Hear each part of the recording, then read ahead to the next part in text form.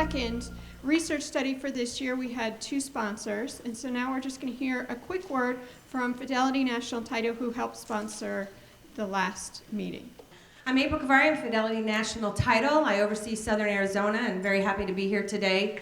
Just quickly, we're proud to support this organization, and we feel that our sponsorship here is bringing you guys a lot of value. The report definitely is something that can be intricate or very helpful with your business, I think more so than a box of donuts in your office. We've got on the table some information about our company. We are local. We started in Tucson, but this just will give you kind of a snapshot of the strength that's behind us. And especially in your commercial deals, having that kind of a powerhouse is super important.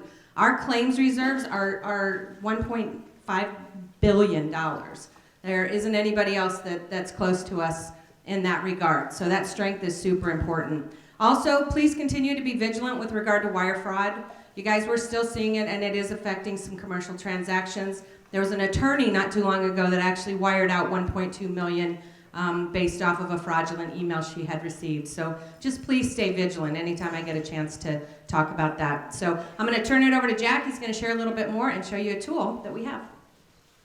Thank you, April. I just want to quickly mention 2 business tools that Fidelity has available. The first tool is called Fidelity Passport, which is a one-stop site to get some property information, tax information, ownership information. The example on the screen is 6339 East Speedway. There's the aerial map there, and then the second part of this is the property report. And if you scroll down here, it will show the property details, ownership, building size, square footage, use code, and then if you go a little bit further down, it'll show transaction history. And all these documents right here are live, so if you need a copy of a document, you just go ahead and print it up right there. And then if you scroll further down, there's another section that'll show comps in the area, right there on the bottom. And the second site that I want to tell you about is more of a prospecting tool. Fidelity has aligned with a prospecting company. This tool will help you find off-market deals. It'll provide you with LLC information and all the ownership contact information. If you want to see either of these 2 in a demo at your office, my number is 906-9365. Again, my name is Jack Moran. And one thing April did mention is Dan's underwriting guidelines in town, and Dan has authority up to $25 million, which will cover quite a few things in this town. Thanks for your time. Have a good meeting. So before our main presentation this morning, I want to introduce to you Charles Liuzzo. Did I nail that? Yeah. Charles just told me only 4 people in history have ever pronounced his name correctly, and I can't believe I'm on that list because I stink at names. Anyway, this past summer, Charles led a team of U of A architecture and landscape architecture students, planning and real estate finance students from both our Kapla and Eller colleges to compete in a national low-income housing case study competition sponsored by Bank of America, and they have had this competition going on for 25 years. It has incredible following and an amazing reputation. Charles's team competed against schools like Harvard, Columbia, Stanford, and UC Berkeley, the top-notch colleges around. He's here to give us a real brief overview of the study they made, and when he's completed, we're going to announce how they placed nationally against all these schools. Charles?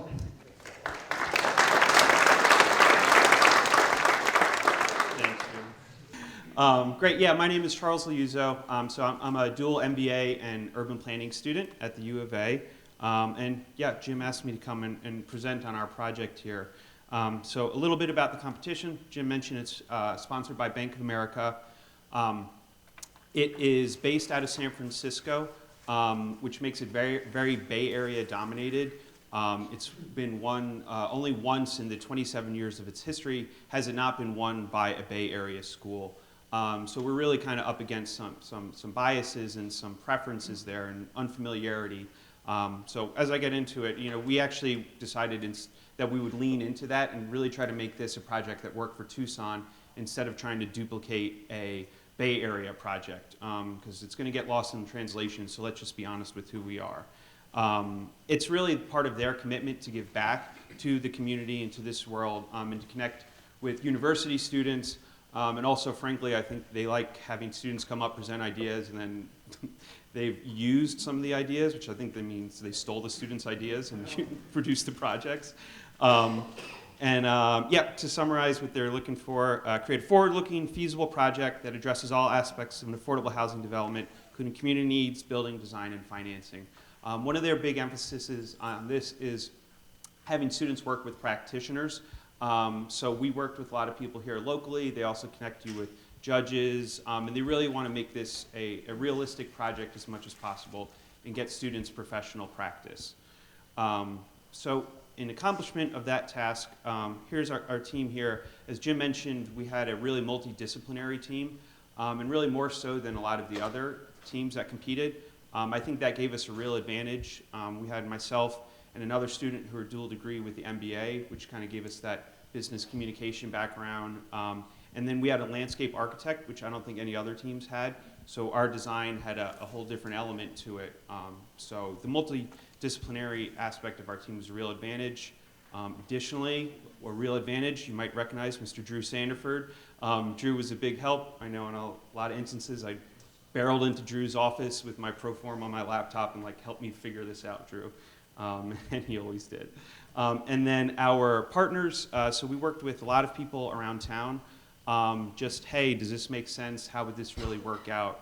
Not listed on here, but Jim was a great help, especially on the front end, on helping us identify the parcel of land we wanted to use. What should we do, and just kind of setting us off on the right footing.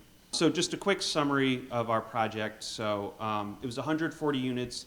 134 were affordable, just a couple market rate units in there. It was about a $22 million development cost, and we used the LIHTC program and we got just under 14 million in LIHTC credits.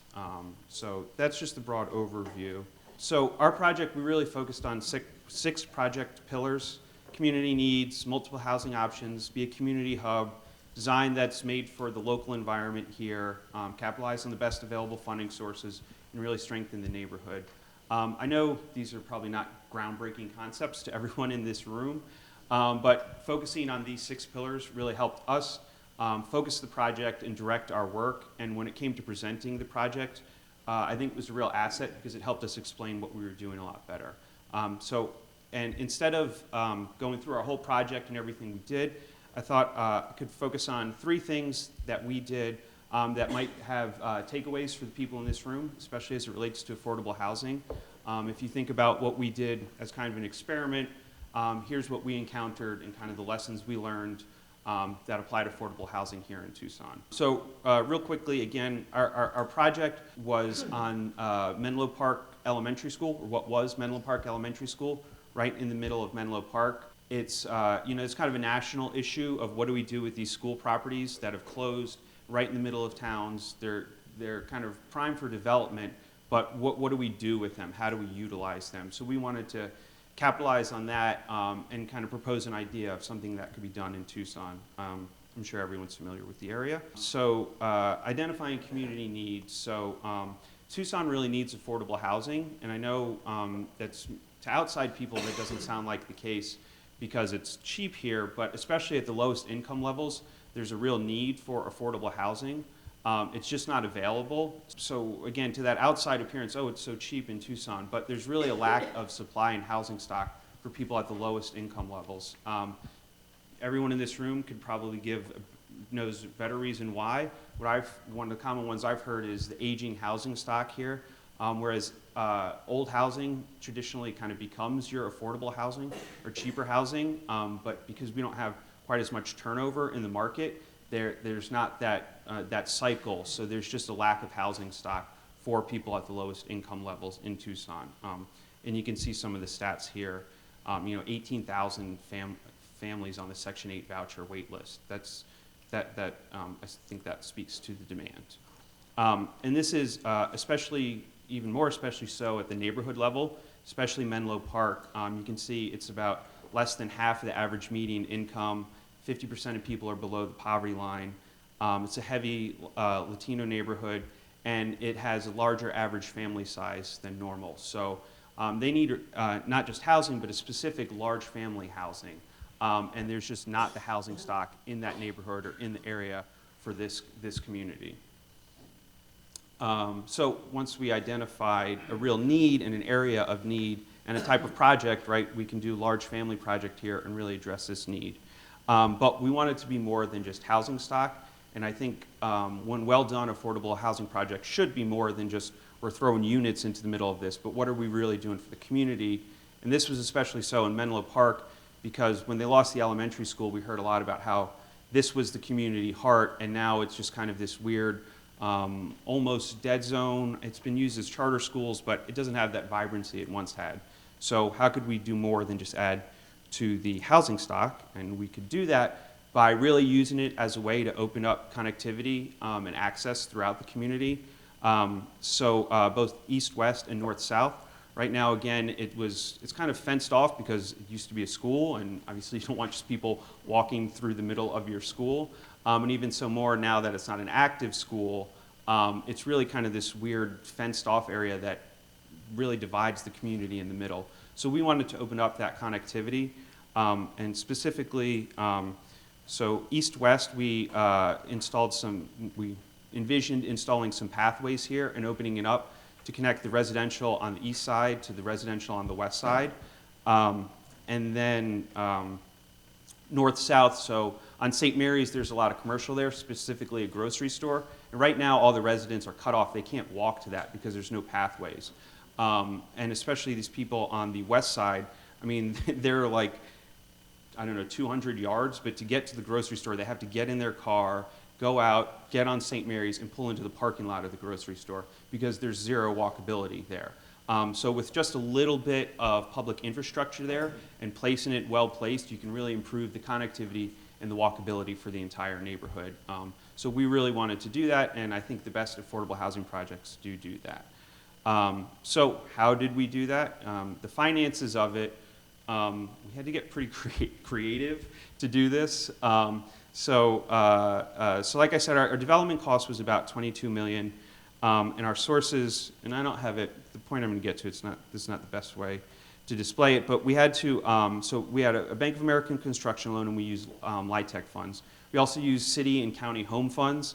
That's a pretty high amount for them, but that's kind of what it took. And then we also tapped into some other sources who, I don't know, people who said they would give us money for this thought experiment. We didn't get any official paperwork for those dollar amounts. But I think that the point to be made here, and I'll just go through, and so we also use a permanent loan, the LIHTC funds, and funding from the State Housing Trust Fund. And I think that what we learned here, and the point to be made, is there was a real difference between our total development cost and what the LIHTC, how much it would cover. And I think that's a result of how the QAP is currently set up, where it really only allows you to build bare bones housing and really the minimum. So when you try to do a project like this that would do more and tap into these other elements, your financing problems become even greater than you normally would encounter, because that LIHTC, which normally is the main funder, your delta on what it covers and what you need to do something like this is even greater. And then there's a real lack of resources in the state of Arizona. And that gave us problems with the judges because they're all from California, and they're like, oh, well, you don't have all these other programs. I'm like, well, they don't exist in Arizona.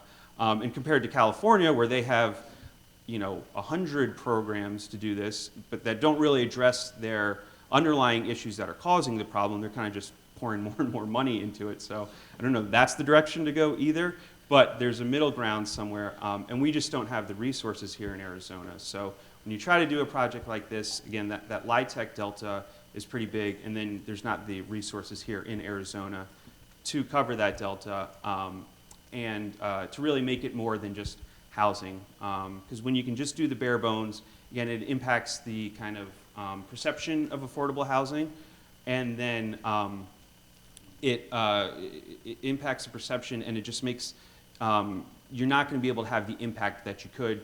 You're investing in a neighborhood, you're just putting houses, and with a little extra money, you could really reinvigorate the entire neighborhood. So that's our takeaways that I think might be interesting for this group.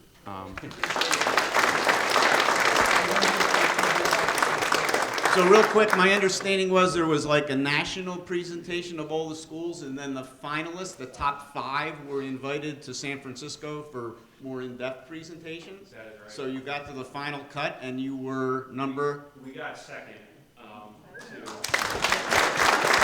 Congratulations. Thank you.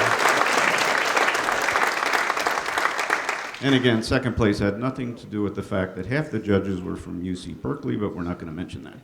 Like U of A playing against Duke, and all the refs are from, this conference. So, all right, let's move to our main presentation this morning.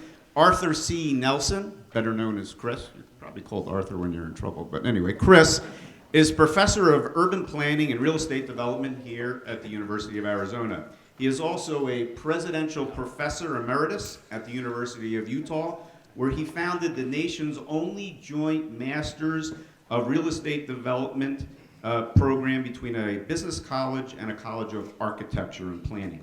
At the University of Arizona, he helped launch the online MRAD program, Masters of Real Estate Development, that is now ranked 2nd behind Columbia.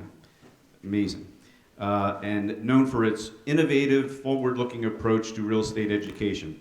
Chris, together with his fellow MRAD professors, are active members of our organization and are the reason why MRAD students are in the audience today.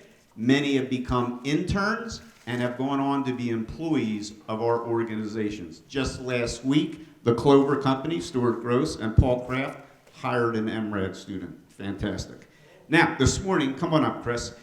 Chris is going to share his latest research, the link between transit and real estate rents. Please give Chris a warm welcome.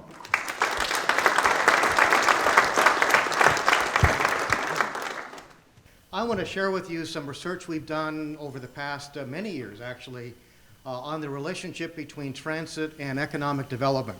We've looked at jobs, we've looked at housing, but I'm going to focus today on real estate rents, which is what this group is all about. So I'm going to talk very briefly over the next 2 hours, I think, about things like the theory of transit and rents, the purposes of our research, the transit types we're looking at, our study areas, real estate rent outcomes, and what it all means for us here. First of all, the basic theory is that congestion is bad, transit is good. Any questions? In theory, transportation per se connects land uses, increasing economic exchange. And the better your transportation networks, the more exchange you have, and the exchange creates what are called agglomeration economies. You get people together, they exchange more and more, and the economy actually grows even more than it would otherwise. That's why urban sprawl suffocates economic development. Compact development stimulates economic development and makes it actually more resilient to economic downturns. So when you look at the economic downturns in the late 2000s, the areas that were hardest hit were the areas that were actually the most sprawling metropolitan areas, and that's fairly well documented. You bring in transit. Transit only works in fairly compact areas or areas within integrated land uses.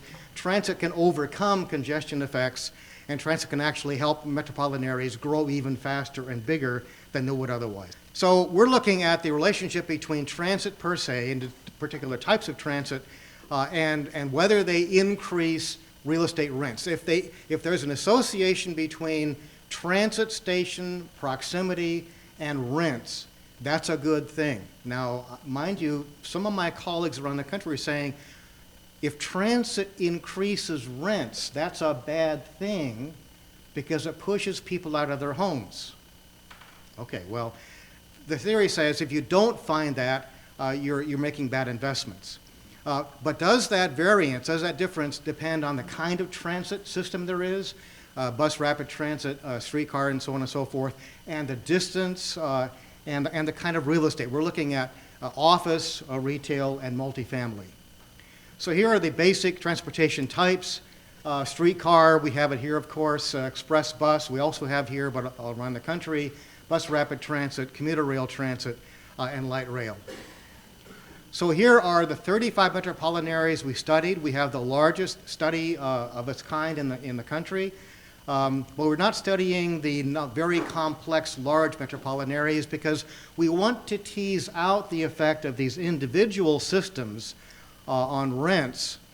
But if you have a metropolitan area like New York or Los Angeles that have multiple systems operating all the time everywhere, you can't tease out the effects. So that's why we had to leave out the really big ones. Although Robert Hibbard, my doctoral student, is working on a Chicago case study. So let's get down to the rents. Now, here's the model. I think most of us here sort of understand the basics of regression analysis. We're going to be looking at the effects of these transit systems, these 5 systems, on office, multifamily, and retail rents. Here's the general model. Rent is a function of various things like structure, that's the SI, socioeconomic characteristics, and basically income and race.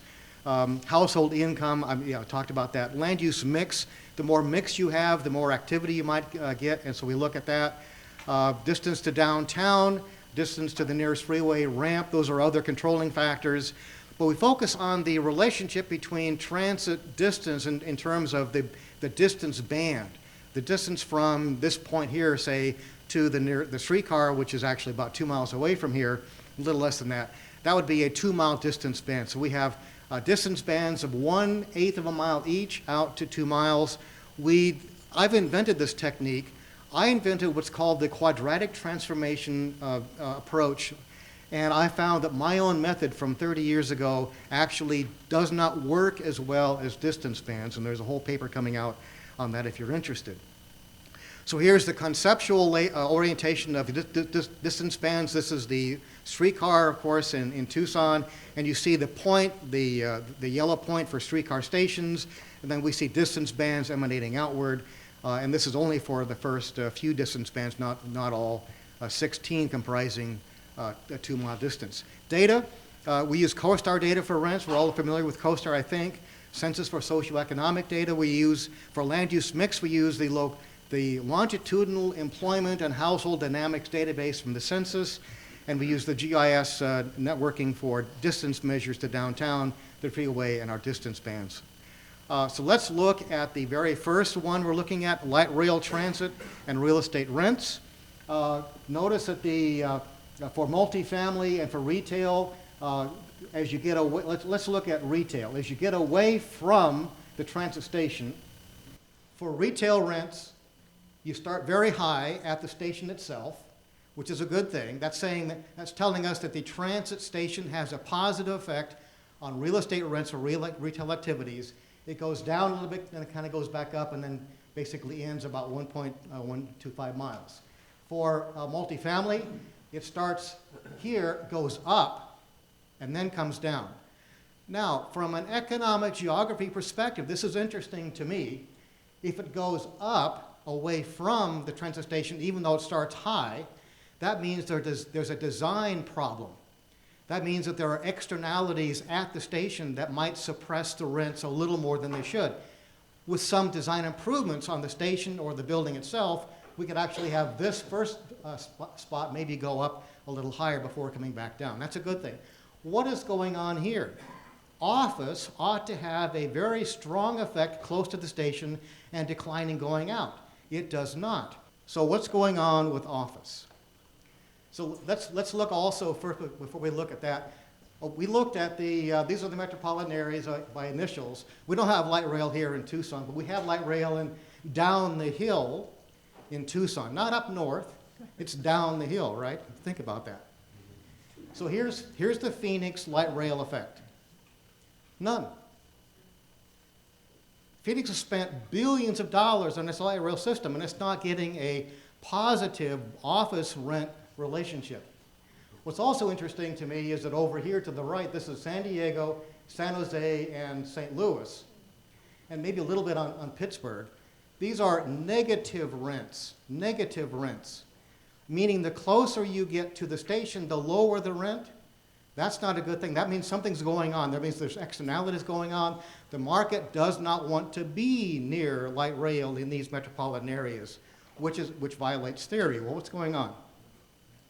What's going on here is, let's take, this is the Hamilton Street station in San Jose. There's the station, and look what's around it. 4-lane, 5-lane, 6-lane highways. To get from here, you have to risk your life to go across the streets to get to the station. Ditto with the residential up on the upper part. And then once you get to the station, you got to go up to the platform, and here's the platform.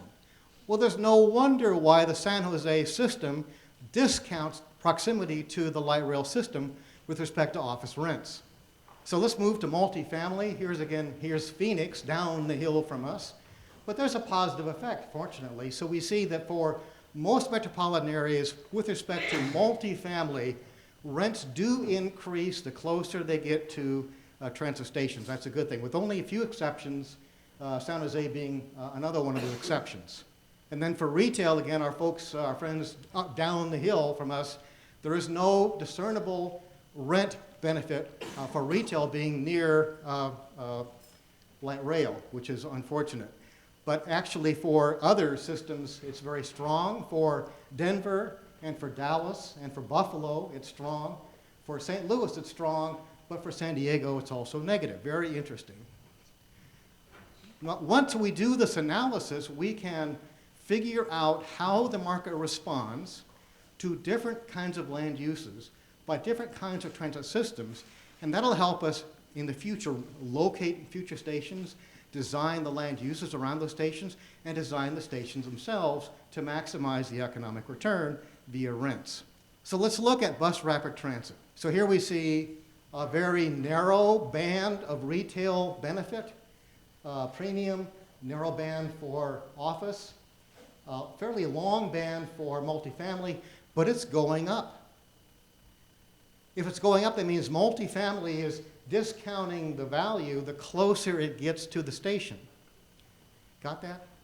So there's some externality effects going on, some design effects going on, but look at this. None of these land uses has a statistically significant relationship between proximity and rents in the first distance band. That tells me that these stations are, generally speaking, not well designed or well located. And here are some examples. Here's a BRT, bus rapid transit station here. It's beautiful, isn't it? You just want to build something next to it. Oh, and this takes the cake. There is a station right there. What does that do to the real estate market when there's not? Look at the neighborhood around it. You don't want to induce development when the station is there. So that's what's going on, I think, with this band here. So let's look at the actual results for bus rapid transit. Very, very weak. Again, poor outcomes in San Diego. Fairly good ones, actually, in San Jose, but that's about it. Kansas City has a good system, frankly. For multifamily, we have very strong, for most metros, there's no effect. For Cleveland, it's positive. Kansas City, it's positive. San Jose, it's positive. But others are either negative or no effect, which are bad things. We need to have these systems have positive effects on land uses, on rents, in order to justify the future investment. And here's retail, again, fairly weak. Streetcar, come close to town here. So this is our streetcar results for retail. We start very high and then fall off the planet, basically, and end about half a mile away. For office, we start off fairly high, okay. We go up, meaning there's probably some kind of externality effect here, some design issues here, maybe location issues, but it only goes out to about half a mile. But look at the multifamily. The multifamily relationship goes out from at the station itself to almost 2 miles. That's really interesting to me because that tells me that it's not necessarily that people are willing to pay more rent when their apartment is 2 miles away from the streetcar station. It's that they probably have other ways to get to the streetcar station too. Bicycle, scooter, some feeder buses, in some cases some van service, and so forth. So within that 2-mile area, it looks to me like multifamily is reacting positively to a streetcar station proximity. And here's the results for office. Except for the closer in distance band, it's positive for Tucson and also positive for Portland. For multifamily, again, positive for Tucson and positive for many, many others. And look at Atlanta on the far left-hand side. Atlanta is also positive out to 2 miles. Again, not because people will walk 2 miles to the streetcar station, but they'll take a feeder bus or bicycle or scooter or some other way to get to the station from 2 miles away, but they'll still bid up the rent up to 2 miles away. And then retail, very weak retail across the board, but again, Tucson still shows positive on rent. Now, let's look at commuter rail. This is a very interesting set of studies for us. The conventional wisdom in the literature is that commuter rail stations do not have a positive effect on land uses. Why? They're freight trains. They're big, lunky, hungering, diesel-fired, smelly freight trains, and they happen to have passenger cars behind them. And they're loud. And they share the same tracks with freight trains as well, commercial freight. So you don't want to be anywhere near these stations, is a theory anyway. So we checked the theory. It looks to us like we have an opportunity here. Let's look at office. Office does start lower at the station itself, indicating some adverse interaction effects, but it's still high. Goes up a little higher, then kind of falls down to about a mile away. Look at residential, multifamily. It starts high. Who wants to be living at the station? Not me. But I've talked with people about this, and people are saying, I actually like the ambiance of the train coming in. Okay, that's you. That's fine. But look at this. We see the distance effect going out almost 2 miles, actually the full 2 miles, with commuter rail stations. Again, not that people will walk this distance, but they'll pick up other train connections, lateral train connections, or bicycling or whatever. But this is a very interesting finding to us. It tells us that there's a really good opportunity here to position commuter rail stations for long-term planning in metropolitan areas. Now, commuter rail stations, what do? They connect long-distance commuters to downtown or multiple downtowns. So think about this. We have a problem, an issue, I think, between Phoenix and Tucson. It's a terrible drive. I used to work at Georgia Tech, and there was a drive from Atlanta, Georgia to Savannah, Georgia that was just terrible, awful. This one beats that drive. So, but what if you had a commuter rail train from downtown Tempe or downtown Phoenix to here? And what if we could organize the land uses so we maximize the office and residential activities around the stations? That does two things. It maximizes market outcomes, but it also generates spillover economic development from Phoenix to here, if we want it. Oh, the last thing here, retail. Not surprising, retail only shows up positive and very weakly so at the station itself. I'm not so worried about that. So here are the regression equations. You can see across the board, San Diego, San Jose, Orlando, Denver, DFW, Albuquerque, they're almost all positive for office. Very strong, very, very reassuring for commuter rail transit planning. Multifamily, very strong in San Diego, less strong other places, but still enough indication to me that we should find ways to maximize residential land uses around commuter rail station. And then here's the retail results. They're interesting, a lot of negatives, but some positives. That's why the little dot is sort of washing out the effects.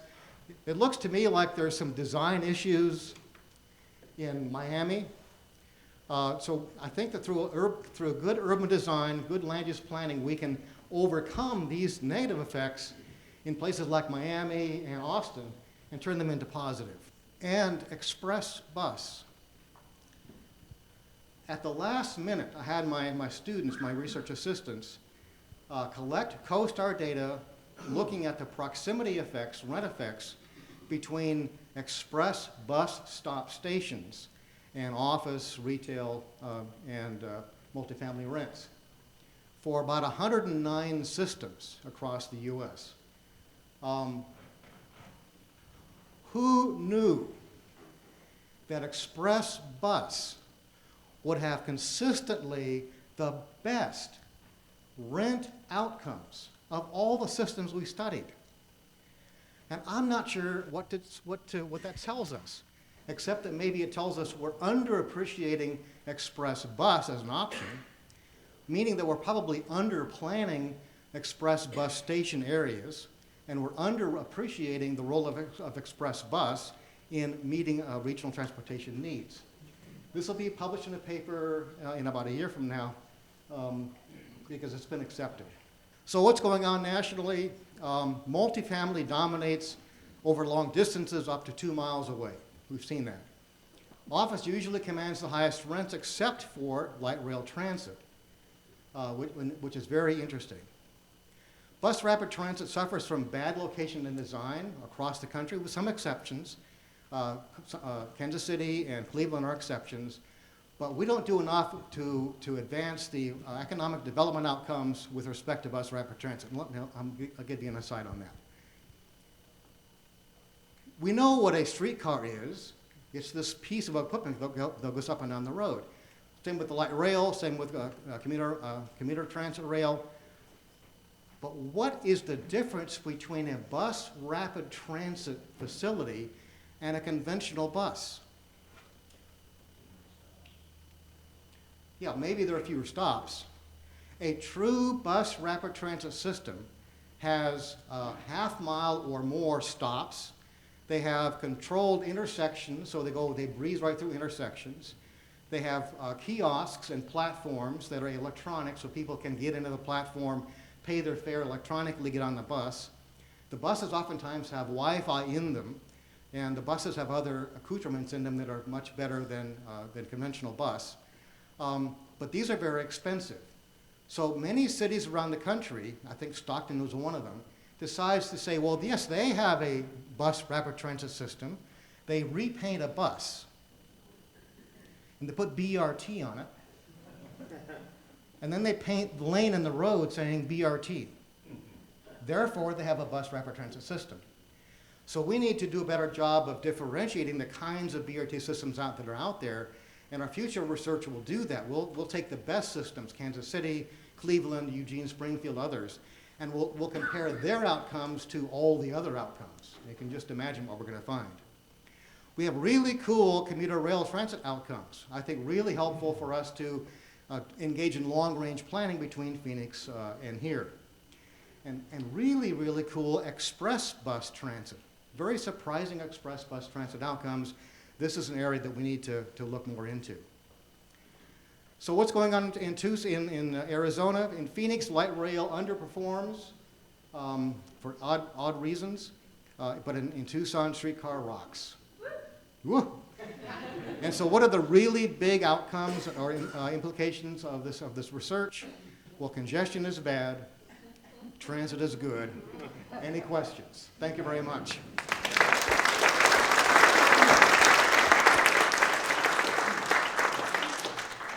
Yeah.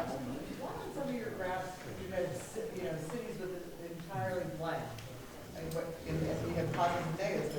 If it's a bold number like this, that means and here are the distance bands over here. Station is at 0 up to 1.125 mile.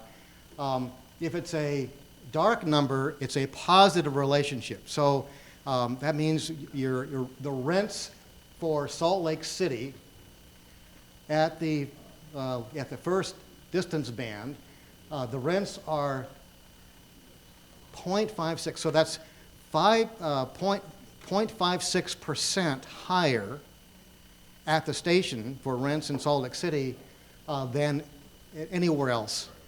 And going down to 0.12% or 0.26%. If it's negative, okay, there's no effect. Zero effect. Neither positive nor negative, which isn't good either. We want positive, we don't want negative, but we don't want nothing either. And these are failures. Denver is a failed system with respect to commuter rail transit and retail. These are times 100. So the top number, 0.3, is a 30%. 30, and I missed the punchline. There you go. That's good. 1.3, 1.3. It's times 100. Right. Yeah, so it's, 0.3 is 30%. The transit systems are supposed to get people from places to places, and a lot of the research seems to revolve around office, retail, multifamily. But isn't the key to get people from multifamily to office or from multifamily to retail? And did you look at that? I mean, maybe that's some of the problem. That's the next research. Thank you. We're nibbling at that in research we're doing now that'll be finished next June, and then we'll propose some yet follow-on research to look at the land use configurations around stations and the extent to which configurations themselves can add or subtract from transit, and also interaction between stations based on measures of land use integration between the stations.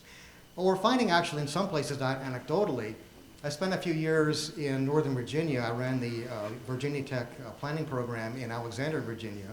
I got to know Arlington, Virginia pretty well, and they have 5 metro underground rail stations. There are actually 4, and then the 5th one is above ground. People will actually, instead of taking the train from one station to the next, they'll actually walk the distance on the surface because they find it's more pleasant to do so. If you have to do 2 stops, they'll take the train for 2 stops. But they're close enough that people actually walk between the stops, and we see the stops themselves are very highly integrated, very positive economic development outcomes, and so forth. So we need to look at that more carefully. We're not doing that, but we need to. Relative to Randy's question, I was going to bring up Phoenix. It's my understanding, at least on the first couple phases of Phoenix, that they went way over their pro forma. But yeah, relative to these rents that he's showing, to me that would be what Randy explained. People want to get from point A to point B, and that's what they're concerned with. Yeah. Now, I have to also say, rents are different than values, right? We did a regression equation looking at using CoStar, rents as a dependent variable, the independent variable, and value as a dependent variable. We found a 5% relationship, tiny. So it tells us that as we're measuring rents, which is okay, we're not looking at values. And so in Phoenix, what we're finding is there's some value capitalization occurring, even though the rents are not showing up. We want to look at that too. It's very interesting. You're really going at the question that I think most of us, to me, this is not very dramatic. If there is something important about this, it would be in the value of your real estate around those bubbles. And whether there's a positive impact, which I would assume we would find, and whether it's significant. The other part of that is, I know we also want to look and should look at what the retail sales are around there, which would be shown by resale sales taxes. Right. That would show, again, that these are having a positive impact in your community created by transportation. Goes to the big picture. Years ago, I did look at this issue on retail in Atlanta, Georgia. And I was surprised how weak the relationship was. And I think one reason is that even when I was in Atlanta, Georgia, we were seeing the erosion of retail by internet. And so that'll cut sales. But also retail is very nuanced to the other kinds of land uses that are around. So we need to make sure that we have residential and office land uses, and then we get retail interactions. That's my theory anyway, and I'm sticking to it. Yeah. I'll add to that theory though, because I've lived in Atlanta, I've lived in Denver, I've lived in Dallas, Orlando, places that have been studied, and I will tell you the one factor for me personally as to whether or not I took bike rail was the safety of it. I would never go retail shopping in Atlanta and get on a light rail with bags, because they would not be there when I got to my stop. Yeah, that's a good point, yeah. Yeah, I know what you're saying. Yeah. Did you look at the effect of this goes back to something Charles was talking about as well, the effect of the low-income housing tax credits to multifamily close to the transit system? Because there's a disproportionate point allocation for low-income housing tax credits as it comes to like fixed guideway systems and rapid transit systems, where we kind of dead weight ourselves. We put this massive investment into the fixed guideway system, and then instead of getting the property taxes back that we expect to do a low-income housing tax credit deal, because it disproportionately scores higher for the transit system than it does elsewhere. Drew, did you look at that in your work? I haven't done a value effect. I mean, there's a higher probability of the co-location of low-income housing tax credits and stations, but it's driven by the underlying policy, right? It's endogenous to the policy effect. I mean, So in other words, we haven't looked at it yet. We should. We can. What is an express bus compared to regular bus? Yeah, my vision of an express bus, I took one in Seattle from, I think, Snoqualmie, which is way the heck out, and it's like one stop to downtown. In Atlanta, Georgia, I took the one from Lawrenceville in Gwinnett County, which is 30 miles, 40 miles from downtown, non-stop to downtown. Other express buses have, well, like 1 or 2 stops, but these are long distances with very few stops, but basically connecting a suburban node and parking ride station with the downtown. And the fact that they perform so well at both ends, the sending end and the receiving end, it was a really big surprise to me, and so we need to do some more research on that.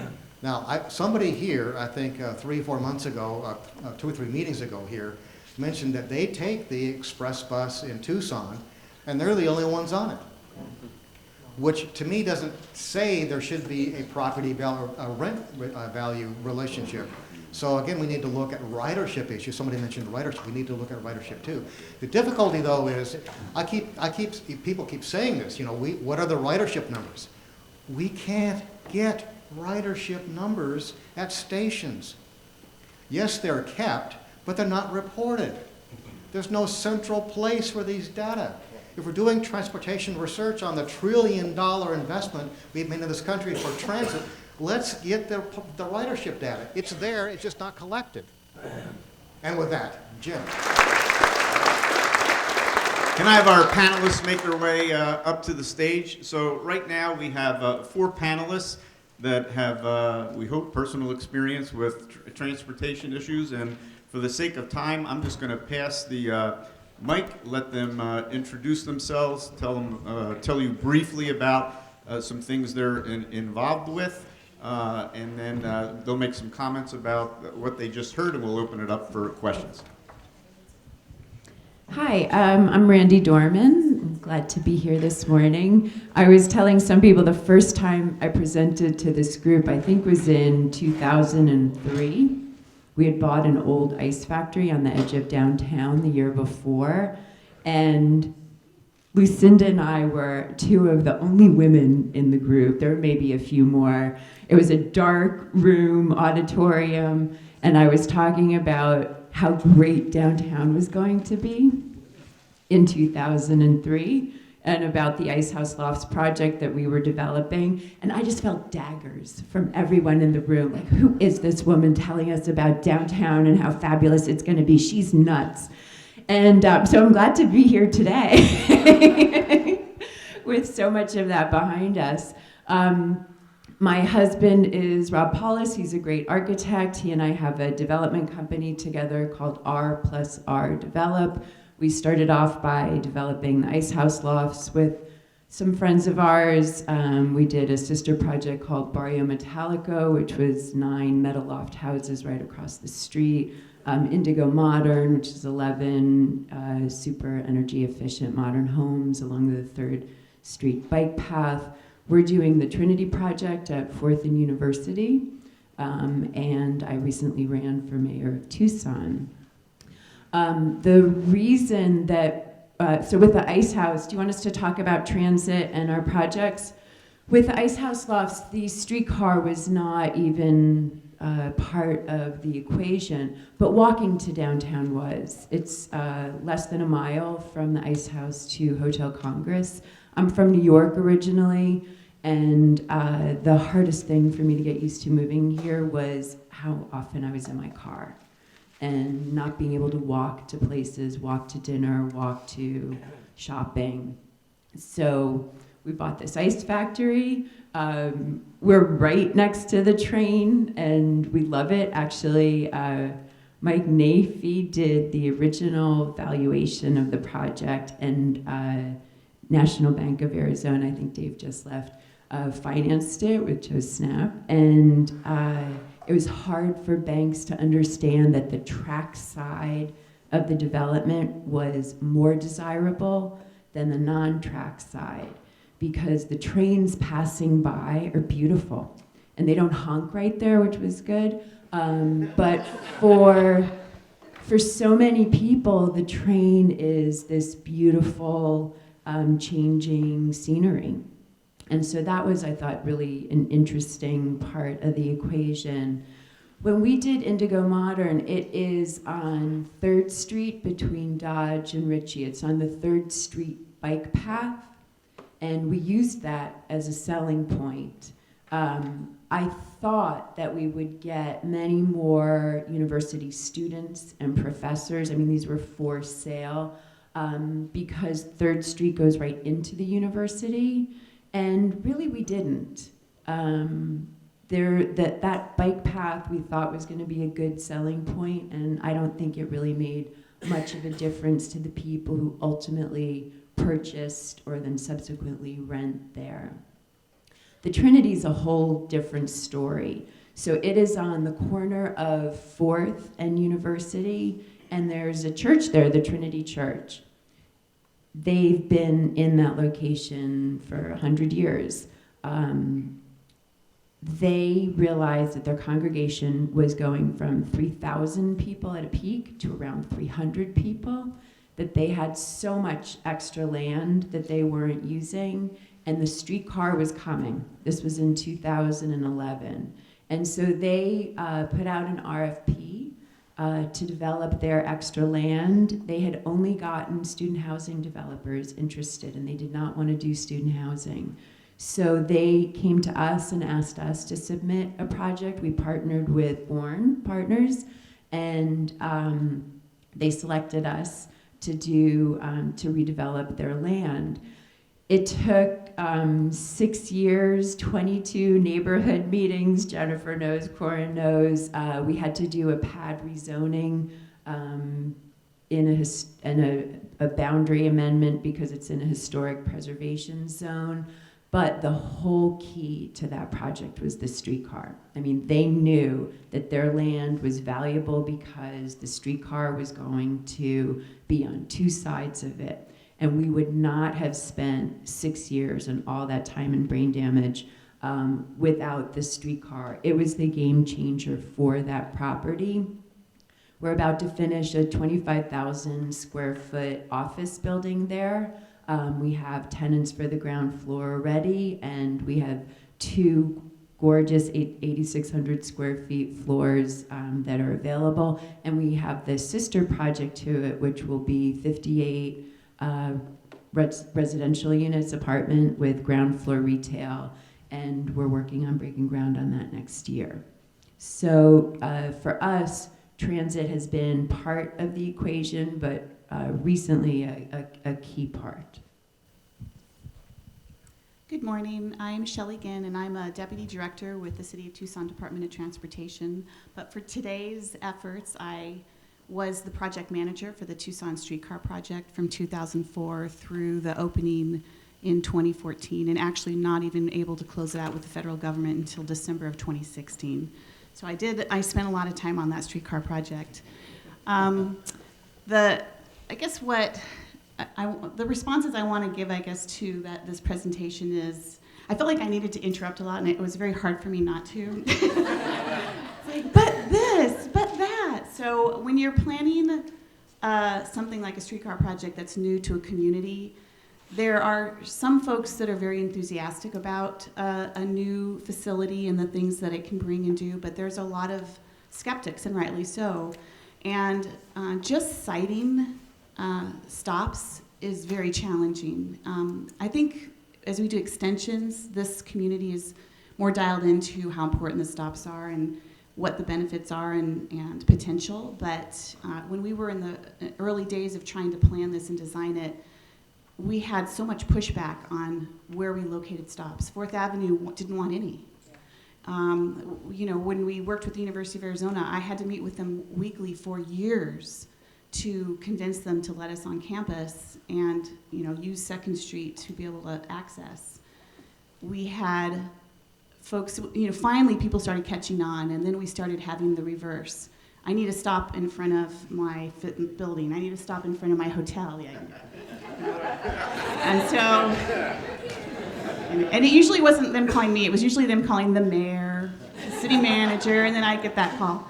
So I knew that we were gonna, when we started the process, there was a lot of, we knew going into it that we were gonna go after federal money. And when you go after federal money, they have a very prescriptive way of applying for those funds, and you have to meet a lot of very specific standards in order to be eligible. And they weren't interested in economic development. So that was a real challenge for us because we knew, we worked really closely with City of Portland, and we saw the potential, and we had a lot of commonality with that city on what we were trying to do. We had a university, we had a downtown, we had an area that was just open land and ready for redevelopment, and we also had challenges. They have actual rivers. We had a dry river. There was things that we knew that we needed to get through. We had railroad tracks, we had Interstate 10, we had a river. And what we knew that we could do with that streetcar was connect everything and just provide, just basically expand the whole pedestrian experience along the way. So we worked very closely with the feds. We actually were not successful at first. When President Obama came out with the first Tiger grant, we applied for that and we were very successful. So we finally were able to work through, but that was a lot of coordination with our legislative folks. Our mayor did a lot of trips. We had congressional folks who were doing a lot of speaking on our behalf up in Washington, and our Region 9 folks over in San Francisco. And that's what helped us become very successful in getting $63 million to apply towards it. And then, of course, being part of the Regional Transportation Authority, and that was a big push too. I remember having to do presentations in front of that board amongst a lot of other folks who were pitching to get their projects included. And it was, you know, such a relief to be able to be included in that, with the understanding that we had to get matching federal funds. So there was that. So 2010 is when our project, when it really became real, and I think that's when a lot of folks started really dialing into the potential, and that's where the stop conversation and even the movement of the alignment. We actually had the Homer Williams group come down here from Portland, which we'd actually originally brought them down just to introduce them to developers and let them ask questions about what happens when you have a streetcar system, you know, and you have a business next to it. And they wanted to develop down here, but they wanted to move the alignment. So we were like, hold on. So the other thing that I think was helpful for us in Tucson was when we started this project in 2004, it was a study, and it was an unfunded, there was no funding to do any type of construction, and that meant that we didn't get the kind of attention where folks want to manipulate the process or move an alignment to suit their particular property, but not understanding how it all has to fit together. And so we were able to really go through a very, very strong, robust outreach process and coordination with our community to identify how to have this starter system. And it is considered one of the largest starter systems in the United States. You know, typically they're a lot smaller. They're around 2 miles long, and we're about 4 miles.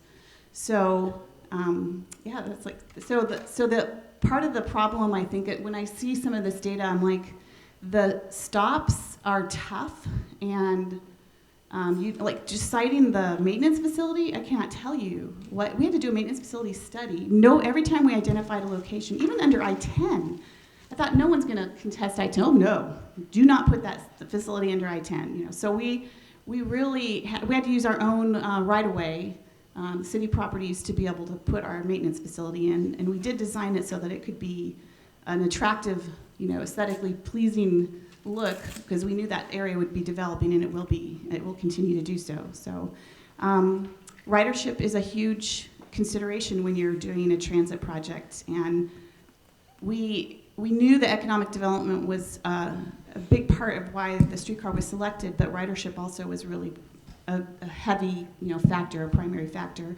And it will be, if you ever go after federal funding, that's something that they look at. They want to make sure that it's successful from a ridership perspective. I think the federal government's now starting to understand the benefits of economic development, and we'll start seeing changes in the requirements when we're doing all of our data and grant applications. But just to give you, I'm not like trying to make excuses, I'm not. but there was challenges to trying to do this, and it was our first system. We brought in national experts, and we worked really closely with the federal government from the day one, and we tried to make this as successful as we could, and I actually am very proud of our streetcar system. I feel like it's, Definitely thank Shelley and the team. And I might mention politically also, it was became a bipartisan effort of both sides of the aisle, which I think really helped and shows if Tucson sticks together what can happen. I'm going to address as I was asked, just the part of my career that's basically been around the main gate and the transit system. I developed early on with my partner in the Marshall Foundation and the university, the retail along University Boulevard. It was done in phases. At the time, the economic situation really couldn't absorb it all, and that sounds funny in that location, but that was the truth. Those were the facts. And then I was asked by the mayor and council for no compensation to basically be the front runner with them as the applicant for the high-rise dorms, as people call them, between Euclid and Park. There were 10 blocks involved. Some of it was already developed, obviously, between Main Gate Retail and the university properties and Methodist Church, etc. Became very controversial. The neighborhoods took us to the Supreme Court of the state of Arizona, and they lost in the first two courts, and the Supreme Court would not listen to it. But early on, in interviews, plans were set. With the Tiger Grant, we had to prove that basically we had places we could have density, that it would really work. So that was a big part of it. I'm only part of one of those. It's the recent one that's going up at the main gate next to the Graduate Hotel.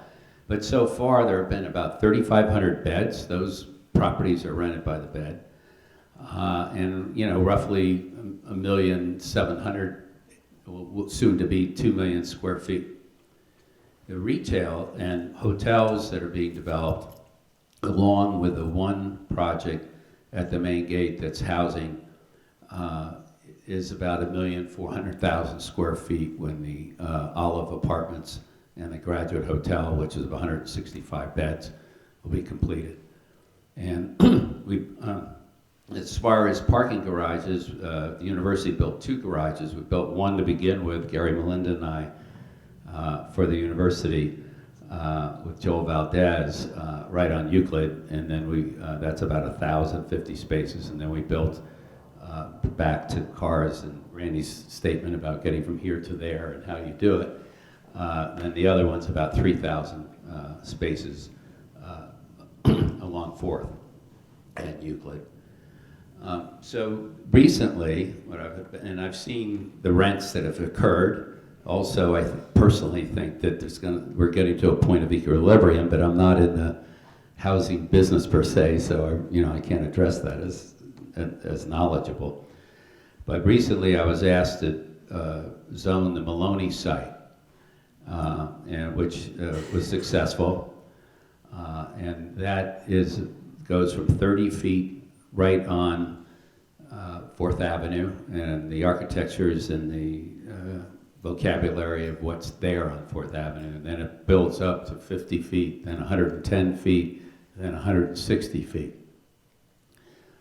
What's actually going to occur, we just got approval for our design, and I'm not involved in this. I was just asked to do it for the property owners and also for Opus Development, who has it in escrow.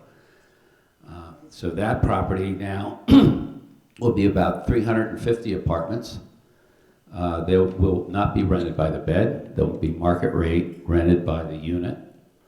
And as far as transportation right around it, Shelley mentioned 4th Avenue did not want to stop. There's a stop right in front of the property, which has become very advantageous for the property.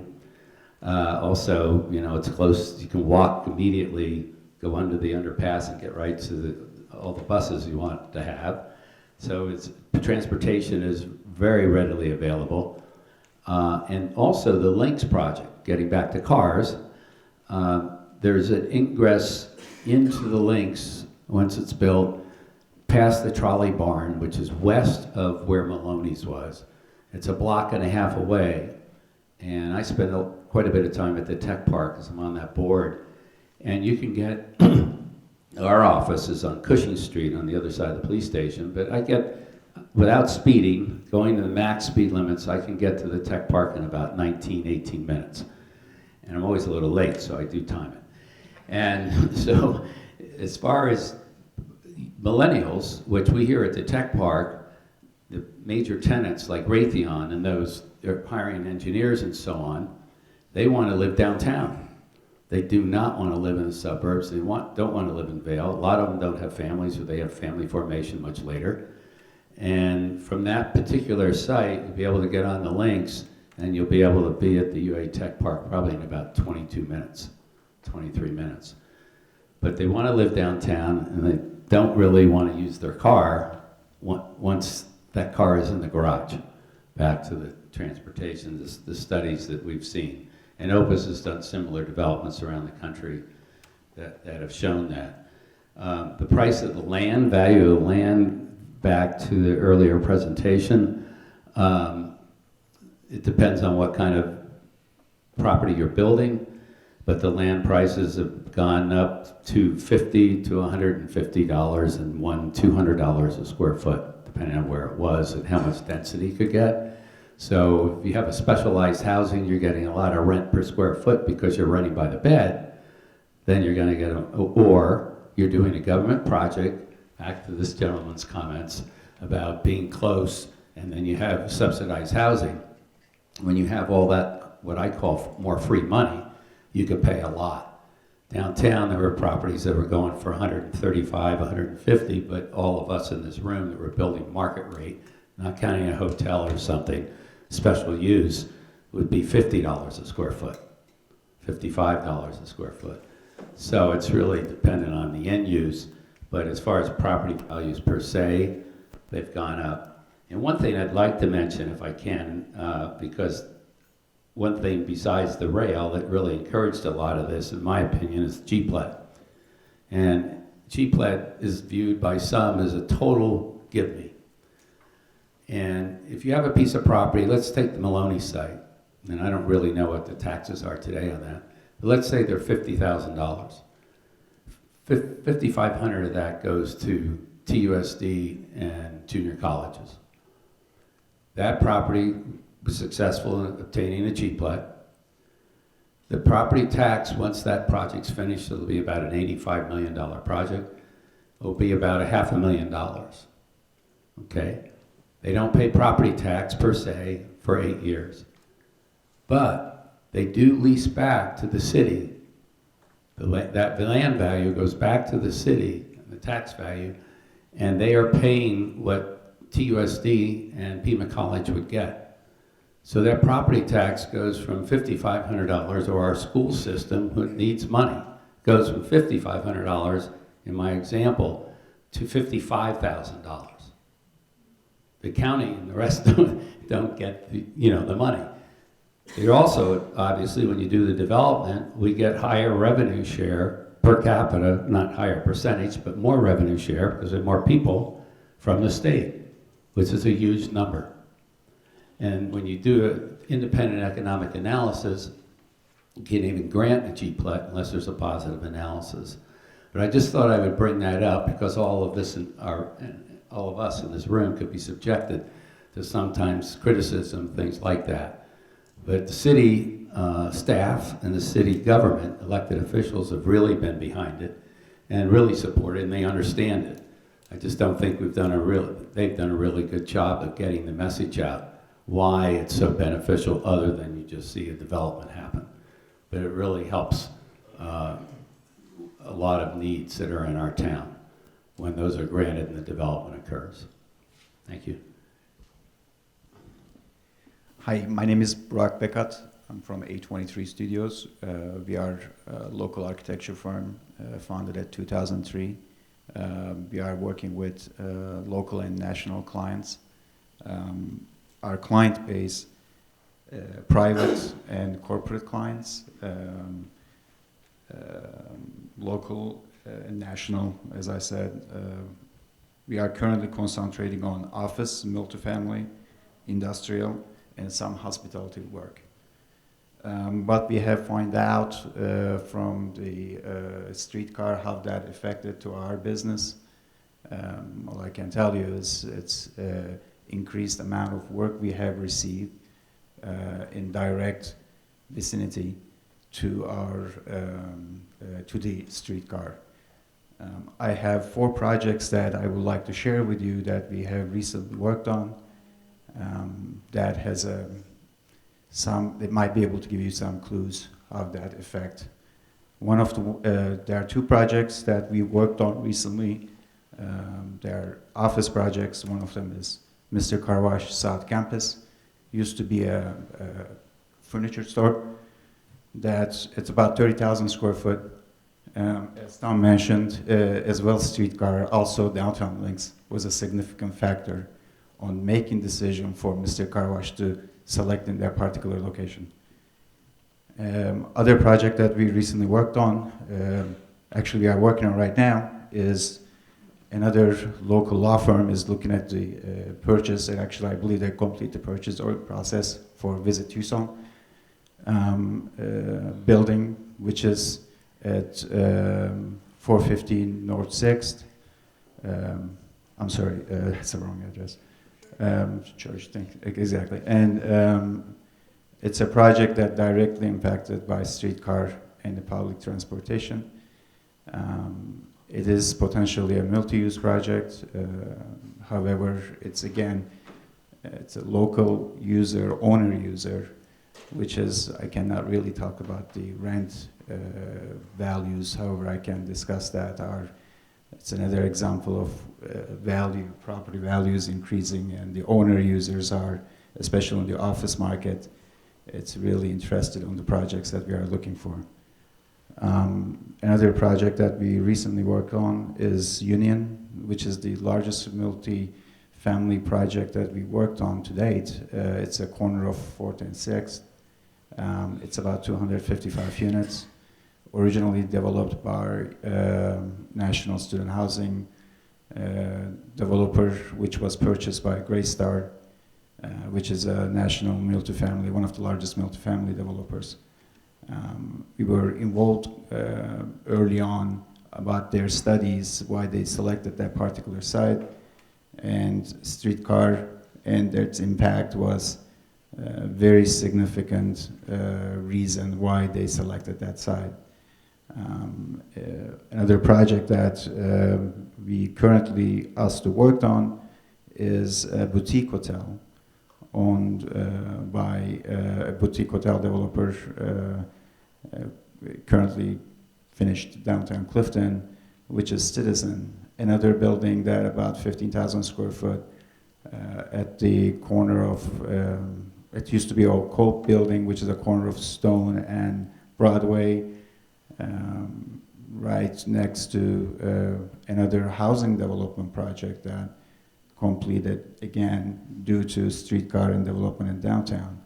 So all these projects that I mentioned is a recent projects that we have been asked for to work on, that I strongly doubt that those opportunities will be there for our firm if the streetcar or the transit improvements were made. I'm not sure which one comes first, if it's the climate or if it's demographics changing in the city of Tucson. However, it is very clear that from our experience that effect of the streetcar to the value of the property has been tremendous. Again, thank you very much for being part of it. Thank you. Any questions? Yeah. We're running a little short on time, but any quick questions for our panelists from what you've heard? So what I've been wondering is the cause and effect. So in other cities, we had been told that doing something like the streetcar enhances property values. So once we were doing the streetcar here, lots of developers wanted to develop around the streetcar. Is that because of what the impact of the streetcar actually here, or is it because of the stories from the other cities? You know, in other cities, it's made a difference because people can get from somewhere. Yeah, I agree with the chicken and egg cause and effect. Portland, you know, they were the first. And by the way, Portland self-funded itself. It didn't take any bonds. And so Portland's system costs 1/3 per mile than Tucson's or others that were federally funded. That's another lecture. In Portland, we have this myth that says, you know, the streetcar went in and then suddenly $2 billion of an investment went up. Not exactly true. The Portland Development Commission raised 100 acres of land, flattened them, and did public-private partnerships with mostly residential developers in the area called the Pearl District. And the streetcar happened to be in the same area. What was cause, what was effect? Well, it was mutual. The plan was to have the redevelopment at a massive scale in the Pearl District and the streetcar. One didn't cause the other, one reinforced the other. And that also gets me to the point here where I think the development community knows more about how the market responds to streetcar stops than anybody else. And we need to listen more to their views because they have experience now, finally, across the whole country. So I worry that as we talk about extending the streetcar, I've heard talk about all the way down to Broadway, down to Wilmot, and all these things. Be careful where you put the next extension. Be sure it's a guaranteed winner. Because if the streetcar turns out to be a loser in the next increment, you kill the streetcar program forever. So incrementally expand to guaranteed winners. That would be my advice. And talk to the development community on where they think the streetcar system ought to go and use them to guarantee the winning.